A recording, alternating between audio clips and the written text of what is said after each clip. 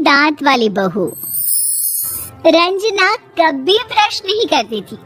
उसे कितनी बार उसके माँ बाप ने डांटा, लेकिन उसका कोई असर उस पर होता ही नहीं था, जिस कारण से उसके दांत पीले पीले हो जाते हैं। शादी के बाद। अरे बहू, वैसे तो तुझ में कोई कमी नहीं है, पर तेरे दांत इतने पीले कैसे हैं बेटा? कैसे मतलब? कुछ सर्जरी थोड़ी ना कराइए।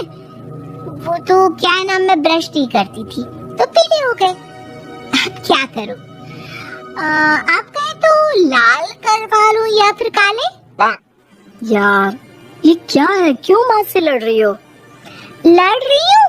अरे मैं लड़ रही हूँ या ये बोल रही है कि दांत पीले हैं, पीले। अरे तपस्या थोड़ी ना की है इन्हें पीले करने के लिए। बकायदा ब्रश नहीं किया है 20 साल तक, तब जाकर। छी, कैसी बात कर रही हो? ये उस वक्त तो पीले नहीं थे जब हम लोग तुम्हें देखने आए थे। अरे तब साफ करवा लिया होगा डेंटिस्ट के पास जाकर। अब देखो कैसे पीले पीले लग रहे हैं। रंजना सास की तरफ गुस्से से देखती है। फिर शुरू हो गई पीले पीले पीले।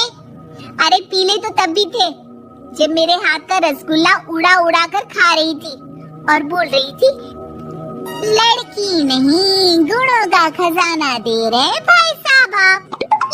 खैर, अब वो लोग करते भी तो क्या करते, पीले दांत वाली बहू पल्ले पड़ी थी तो झेलना तो था ही। एक दिन कीर्तन में रंजना गाना गा रही थी। अरे कमला बहन, माँ का द्वार आया तो सब शुद्ध होकर आते हैं, फिर अपनी बहू को ब्रश भी नहीं करवाती तुम। दूर से पीले पीले दांत भक्ति में बाधा उत्पन्न कर रहे हैं। अरे कोई 2 साल के बच्चे थोड़ी ना लेकर आई हूँ मैं बहू बनाकर। अच्छी खासी लड़की है, अरे कैसे करवाऊं ब्रश? ये तो उसे खुद करना चाहिए ना। अब माँ बाप तो इसके जैसे तैसे निपटा दिए, ये नहीं सोचा कि सास कैसे संभालेगी। सास बहू को लेकर घर आ जाती है, लेकिन सोच लेती है कि अब इसे लेकर कहीं नहीं जाएगी। अगले रोज बहू कहती है, अरे क्या हो गया, मंदिर नहीं जाना क्या? कीर्तन का वक्त हो रहा है। मेरी मधुर वाणी से कान्हा जी जागते हैं और सोते हैं। आप तो जानती है ना उनकी भक्ति में कितना मन लगता है मेरा। वो क्या है ना, तबीयत ठीक नहीं लग रही है मेरी, आराम करूंगी मैं। तबीयत ठीक नहीं लग रही? अभी तो मिथुन के गाने पर नाच रही थी आप, और अब बोल रही है कि तबीयत ठीक नहीं लग रही। अरे भक्ति में मन लगा लो सासू माँ, ऊपर जाना है, क्या मुंह दिखाओगी आप? हाँ? सास को बहू की बात पर गुस्सा आ जाता है। मैं क्या मुंह दिखाऊंगी, इसकी चिंता तो ना कर, समझी? अपने मुंह की चिंता कर, जो ये पीले पीले दांत लेकर हर जगह पहुंच जाती है।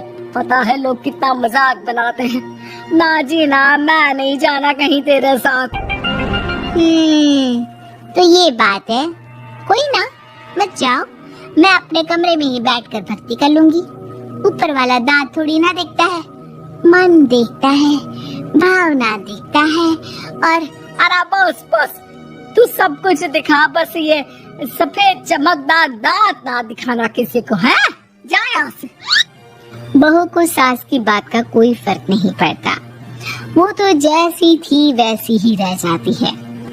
सुबह नहाकर किचन में खाना बनाना, फिर खाना खाना, कीर्तन भजन करना और सो जाना। एक दिन, माँ जी मैं सहेली के घर जा रही हूँ, शाम को लेट आऊंगी।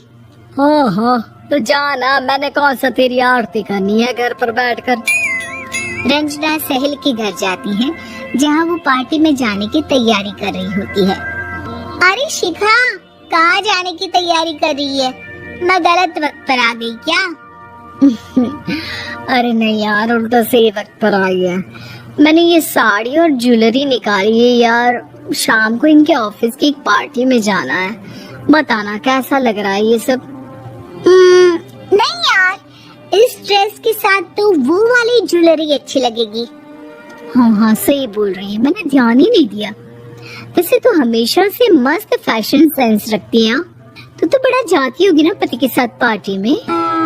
रंजना कुछ नहीं बोलती, बस सोचती है कि यार काश ये बात सही हो जाती, पर मैं क्यों नहीं जाती पार्टी में?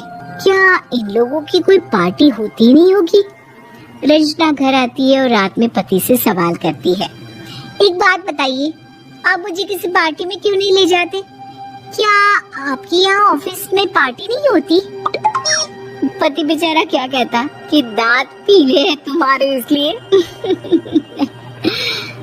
अरे कोई पार्टी होती नहीं हम लोगों के ऑफिस में, तो कहाँ से लेकर जाऊं? और मार्केट, मॉल, कहीं वीकेंड घूमना, कहीं तो अरे यार सारे हफ्ते में एक छुट्टी मिलती है, तो सोचता हूँ कि आराम ही कर लूं। क्यों? रंजना मन मार के रह जाती है। पहले कभी सास के साथ मंदिर जाया करती थी, लेकिन वो भी सास ने ले जाना बंद कर दिया। घर बैठी बैठी रंजना बोर हो जाती है। तभी उसे आइडिया आता है और वो मायके जाने का सोचती है। सासू माँ, 2 दिनों के लिए मम्मी के घर जा रही हूँ। अच्छा ठीक है, आराम से जा। और हाँ, माँ से कुछ अच्छी आदत सीख कर आना कि कैसे शरीर के हर भाग की तरह दांतों की सफाई भी जरूरी होती है, समझी? शुरू हो गई ना आप? वो लोग आपकी तरह नहीं है कि छोटी छोटी बात का बतंगड़ बना दे। उन लोगों के लिए मैं मायने रखती हूँ, ना कि मेरे पीले पीले दांत। रंजना माँ को बिना बताए उन लोगों को सरप्राइज देती है, लेकिन जैसे ही वो दरवाजे पर पहुँचती है, अंदर देखती है कि घर वाले कहीं जा रहे होते हैं। अब माँ, काश रंजना दीदी के दांतों वाली प्रॉब्लम नहीं होती, तो वो भी हम लोगों के साथ चलती ना बुआ जी की बेटी की शादी में। हाँ बेटा, लेकिन अब उसे कौन समझाए कि उसको उसके पीले दांत नहीं दिखते, लेकिन उसके आसपास के लोगों को कितना एम्बैरेसिंग फील कराते हैं। मुझे तो कितनी बार उसके स्कूल की टीचर ने शिकायत की कि उसके साथ कोई लड़की बैठना भी नहीं चाहती, और ना ही कॉलेज में कोई उससे बात करना चाहता था। लेकिन पता नहीं क्यों उसे ये बात समझ में नहीं आती। कोई कमी नहीं है उस लड़की में, बस यही कि दांत पीले हैं। मुँह तो भला हो जीजाजी और उनकी माँ का, जो दीदी को जैसी है वैसे ही रखा हुआ है। रंजना को अपने घर वालों की बात सुनकर बहुत दुख होता है। वो सोचती है कि वो क्या करे, लेकिन फिर वो सीधा डेंटिस्ट के पास जाती है, अपने दांत चमकाती है और कसम खाती है कि वो रोज ब्रश करेगी। और क्या हो गया?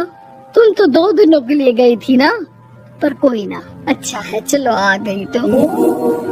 रंजना सास के सामने आकर खड़ी हो जाती है और पूरी स्माइल करती है, उसके चमकदार दांतों को दिखाती हुई। हैं?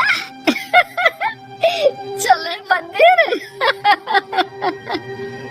माँ, मुझे माफ कर दीजिए, मैंने आप लोगों को बहुत एम्बैरेसिंग फील करवाया। मैं आज से रोज